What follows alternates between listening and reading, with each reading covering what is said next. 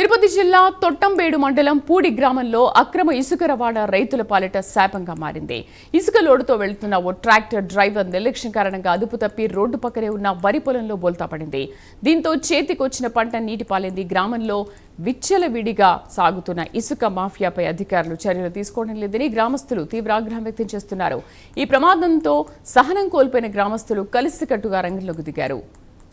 అక్రమంగా ఇసుక తరలిస్తున్న సుమారు 25 ట్రాక్టర్లను అడ్డుకుని పూడి గ్రామంలోని జెడ్పీ హైస్కూల్లో బంధించారు.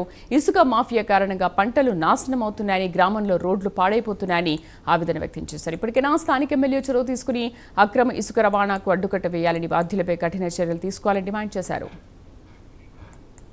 మా కరెస్పాండెంట్ రవివర్మ పూర్తి సమాచారం అందిస్తారు. రవివర్మ.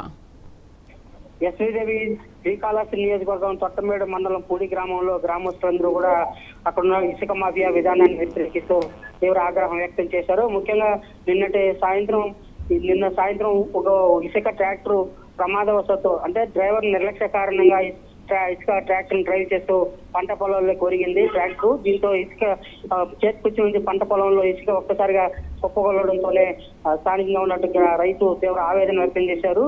దాదాపు 6 గాల పంట చేతికొచ్చే సమయంలో ఇలాంటి దుశ్చర్యకు పాల్పడినారు.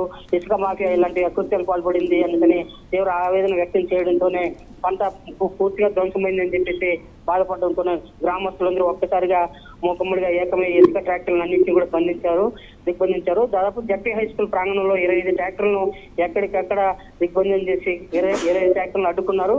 దీని కారణంగానే గ్రామస్తులు గత 2 నెలలుగా పూడి గ్రామంలో అక్రమంగా ఇసుక తవ్వకాలు జరుగుతా ఉన్నా కూడా అక్కడ అధికారులకు ఫిర్యాదులు చేసినా, పోలీసులకు ఫిర్యాదు చేసినా పట్టించుకోకపోవడంతో ఒక్కసారిగా ఇసుక ట్రాక్టర్ల వ్యవహారం మీద గ్రామస్తులు తీవ్ర ఆగ్రహం వ్యక్తం చేస్తూ ఇసుక ట్రాక్టర్లన్నింటినీ కూడా ముట్టడించి నిర్బంధించారు. దీంతో స్థానికంగా ఉన్నటువంటి ఎమ్మెల్యేకి సైతం ఫిర్యాదు చేశారు. ఎమ్మెల్యే జోక్యం చేసుకుని ఇక అక్రమ ఇసుక రవాణాను పూర్తిగా నివారిస్తామని చెప్పేసి హామీ ఇవ్వడంతోనే అక్కడే నెలకొన్నటువంటి సమస్య పరిష్కారమైందని కూడా తెలుస్తోంది. భవిష్యత్తులో పూడి ప్రాంతంలో ఎవరు కూడా ఇసుక తీసేదానికి అవకాశం లేదని చెప్పేసి ఆ విధంగా చిత్తూరు ఆర్డీఓకి అలాగే కాళహస్తి రూరల్ మండల ఎంఆర్ఓకి ఆదేశాలు జారీ చేశారు. ఆదేశానుసారం చర్యలు చేపడుతూ వచ్చారు. అందుకు అనుగుణంగానే స్థానికంగా ఉన్న పోలీసులు కూడా ఎమ్మెల్యే దిశానిర్దేశం చేశారు. ఇసుక ట్రాక్టర్ ఎక్కడికి అక్కడ కట్టడి చేయాల్సిన అవసరం ఉందని చెప్పి కూడా ఆదేశాలు జారీ చేశారు. దాని మేరకే ఇవాళ నెలకొన్నటువంటి ఘటన పూర్తిగా సందిగ్ధత సమస్య పరిష్కారం అయిందని కూడా తెలుస్తోంది. Right Ravi Varma, thank you.